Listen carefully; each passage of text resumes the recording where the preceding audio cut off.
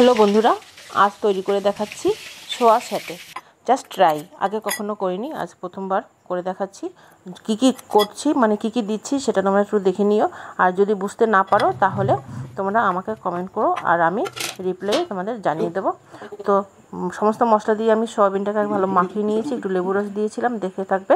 আর এদিকে টমেটো আর পেঁয়াজটাকে একটা একটা করে সয়াবিনের সাথে সব স্টিকের সাথে আমি গেঁথে দিচ্ছি। তো এবারে এই সমস্ত স্টিকগুলো আমার গাঁথা হয়ে গেছে, 5টা স্টিক ছিল। তো এদিকে দিয়েছি আমি কর্নফ্লাওয়ার, গোলমরিচের গুঁড়ো, লঙ্কার গুঁড়ো, নুন, এগুলো দিয়ে আমি একটা শুকনো একটা ব্যাটার মাখিয়ে নিয়েছি। সেটার সাথে আমি ওই স্যাটেগুলো জড়িয়ে নিয়েছি। এবারে আমি তোমার সেই যে বাকিটা ছিল সেটার মধ্যে আমি ডিম দিয়ে ফেটিয়ে নিয়েছি।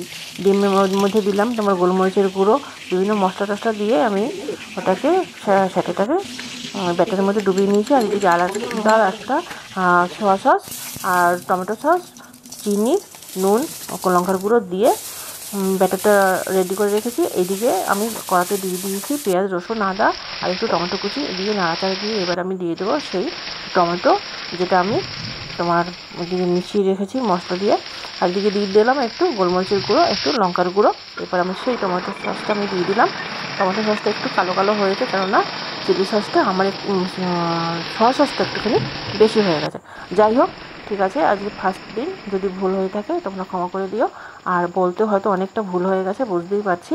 তো যাই হোক, এবার আমি স্যাটেটা দিয়ে এপাশ ওপাশ নাড়াচাড়া করে এবার আমি তুলে নেব আর দেখব। এবারে খেয়ে দেখার পালা যে কেমন হয়েছে। তবে যতটা সম্ভব ভালোই হবে, খারাপ হয়নি। তো কি বলবো, এইভাবে তোমরাও করে দেখতে পারো, ভালো লাগছে, সত্যি ভীষণ ভালো হয়েছে। ছেলে বললো তাহলে বাই।